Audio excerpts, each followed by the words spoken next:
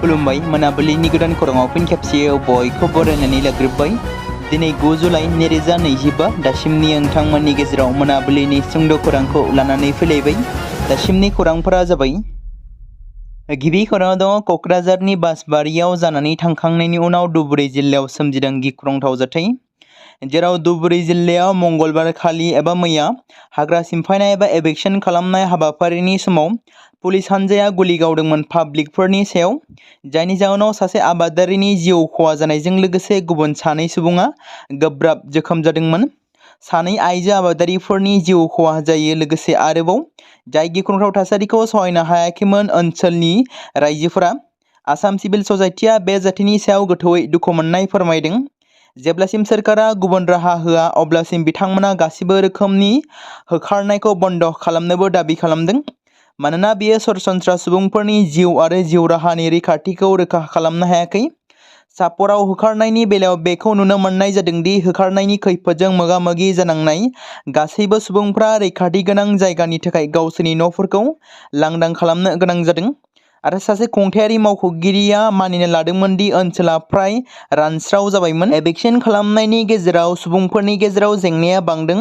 पुलिसआ न'फोरखौ सिलिंखार खालामनायखौ होबथानो थाखाय गुलि गावदोंमोन, जेराव एभिक्सन खालामजानाय सुबुंफोरा नारा-नाथा जुजिदोंमोन पुलिसजों, जेराव लावथि लानानै गोबांथार जेसिबिखौबो बिथांमोना खुबैदोंमोन आरो गोबां दावराव-दावसि खालामदोंमोन, जायनि जाउनाव पुलिसआ बिथांमोननि सायाव गुलि गावनायबो जादोंमन।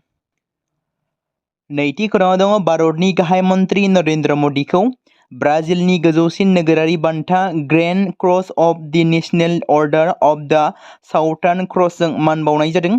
ब्राजिलनि हादोरगिरि लुइस इनियासियो लुला दा सिल्वाया गाहाय मन्थ्रिनो बे सन्मानखौ गथायदोंमोन।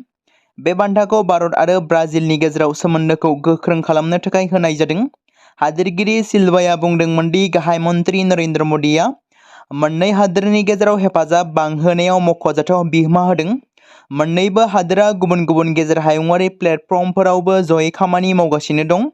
बेनो जाहोनदि बिथांखौ बे सन्मानजों मान होनाय जादों। मख'नो गोनांदि थांनाय 2014 मायथाइनि मे दानाव बिबान सामलायनायनि उनाव गुबुन हादोरारि सोरखारफोरा गाहाय मन्थ्रि नरेन्द्र मदिनो होनाय बेयो 26थि गेजेर हायुंआरि सन्मान। 3 जुलाइखालि गाहाय मन्थ्रि नरेन्द्र मदिखौ घानानि गोजौसिन हायुंआरि बान्था द अफिसार अफ द अर्डार अफ द स्टार अफ घानाजों मान बावनाय जादोंमोन। बेनि सिगाङाव 16 जुनावबो बिथांखौ मान बावदोंमोन। थामथि खौराङाव दङ क'क्राझाराव डक्टर अनजालि दैमारिनि दैदेननायाव जोनोम मोननाय अल्टारनेटिभ पार्टी अफ बड'लेण्डनि मिरु आफादनि मावफुं मेला थांनाय सानखालि जालाङो।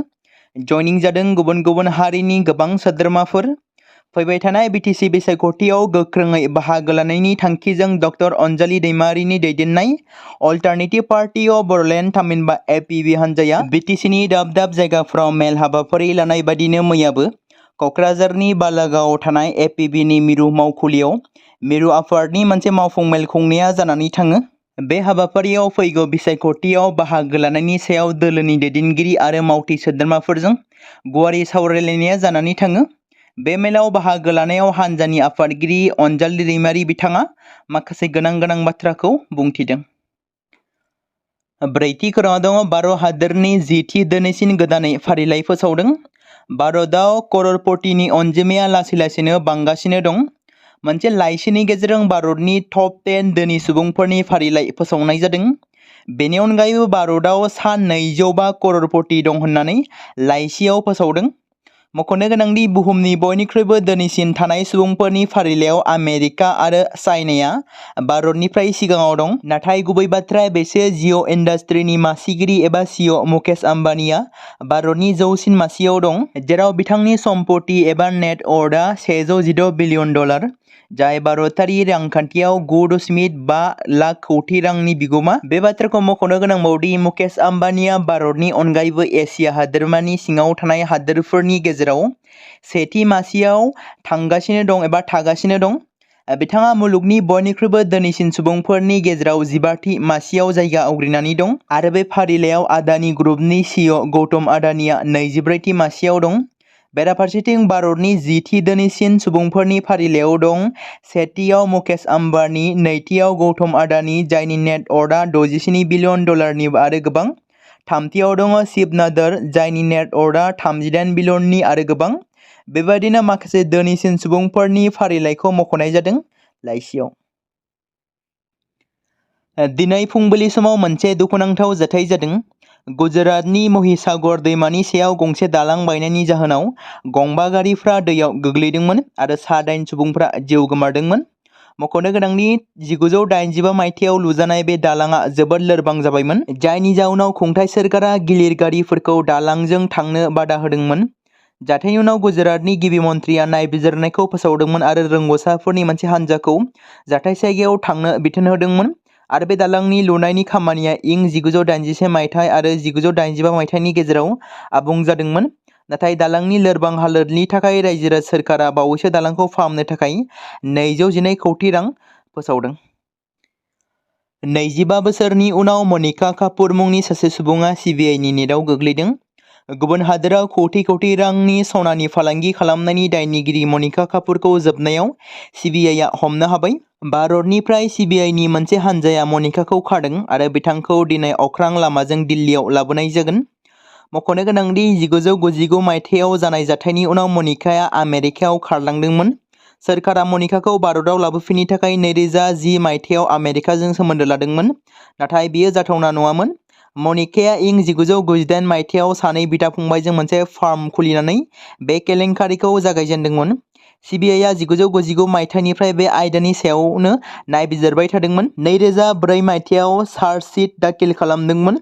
2017 मायथाइयाव दिल्लीनि मोनसे बिजिरसालिया बिसोर 3 सुबुंफोरखौ दायनिगिरि खालामदोंमोन, जेराव मनिका कापुरजों लोगोसे 2 सुबुंफोर दंफायोमोन। बेनि उनाव भारत सोरखारा आमेरिकानि खुंथायजों बे आयदानि सायाव सावरायदोंमोन आरो जोबनायाव मनिकाखौ भारतनो गथायनो राजि जादोंमोन। 12 नं सालाकाटि बियाब एबा तारां सेरफां VCDCनि सिङाव थानाय बावरागुरि गेलेग्रा फोथाराव मैया क'क्राझार जिल्ला वमेन्स उइंसआ फैबाय थानाय BTC बिसायख'थियाव माबोरै बे सालाकाटि बियाबनिफ्राय सासे मोजां बिजाथि मोननो हायो बेखौ देरहासार खालामनो थाखाय बेखौ नोजोर बोनानै दिनै आइजोफोरनि सांग्रांथि मेल हाबाफारि लानाय जादों। बे हाबाफारियावनो 30 नं सानजा क'क्राझार बियाबनि MLA लरेन्स इस्लारि बिथाङा बाहागो लायो। लोगोसे क'क्राझार जिल्ला वमेन्स उइंसनि आफादगिरि दीपारानी ब्रह्मजों लोगोसे आर्चिना दास, निजरा इस्लारि बिथांमोना बाहागो लायो। बे हाबाफारियावनो गुबुन गुबुन दोलोनिफ्राय गोबां मददगिरिफ्रा प्रमद बर' दैदेननाय UPPL दोलोखौ मोजां मोननानै गोबां जयनिं जाफैयो। आइजोफोरनि सांग्रांथिनि गेजेरजों खौरांनि गेजेराव MLA लरेन्स इस्लारि बिथांजों लोगोसे मिरु वमेन उइंसनि आफादगिरि प्रतिभा ब्रह्म बिथांमोना गोबांथार बाथ्रा आइजोफोरनि सांग्रांथिनि बागै फोरमायथियो।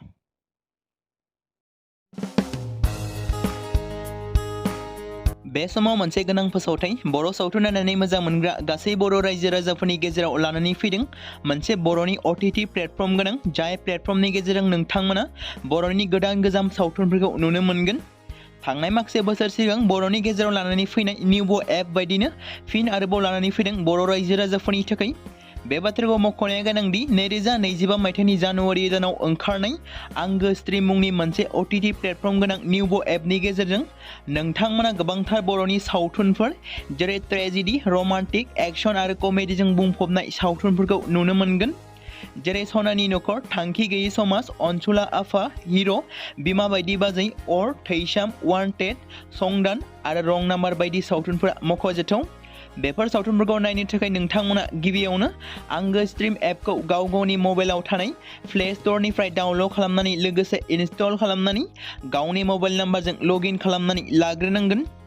बेनि उनाव नोंथांमोना गोबांथार नुनो मोनै सावथुनफोरखौ गुगोल पे, फन पे आरो पेटिएमजों रं नाम्बार सावथुनखौ नायनो थाखाय 60 रां आरो संदान सावथुनखौ नायनो थाखाय 80 रां, वान्टेड सावथुनखौ नायनो थाखाय 60 रां, थैसाम सावथुनखौ नायनो थाखाय 60 रां बेबायदिनो गोबांथार नुनो मोनै सावथुनफोरखौ नायनो थाखाय सुबिदा खालामनानै होदों आंगो स्ट्रिम प्लेटफर्मा। फिन नोंथांमोननि गेजेराव फोरमायबावनो लादों बर' सावथुन नायनानै मोजां मोनग्रा गासै बर' रायजो राजाफोरनि गेजेराव लानानै फैदों मोनसे बर'नि OTT प्लेटफर्म गोनां, जाय प्लेटफर्मनि गेजेरजों नोंथांमोना बर'नि नुनो मोनै सावथुनफोर जेराव गोदान गोजाम सावथुनफोरखौ नुनो मोनगोन। बे बाथ्राखौ मख'नाया गोनांदि 2025 मायथाइनि जानुवारि दानाव दिहुनजानाय आंगो स्ट्रिम मुंनि मोनसे OTT प्लेटफर्म गोनां एपनि गेजेरजों नोंथांमोना गोबांथार बर'नि ट्रेजेडि, रमान्टिक, एक्शन आरो कमेडिजों बुंफबनाय सावथुनफोरखौ नुनो मोनगोन।